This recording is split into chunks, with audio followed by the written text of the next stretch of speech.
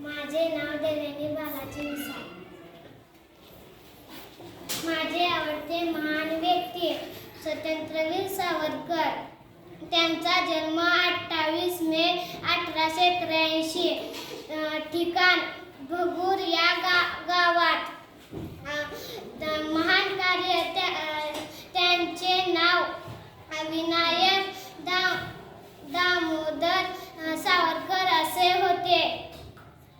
स्वातंत्र्य लढण्यासाठी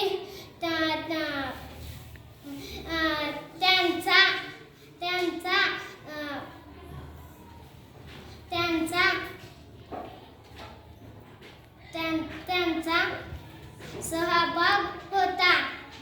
आवडलेला गुण देशाचे निरीक्षण करणे,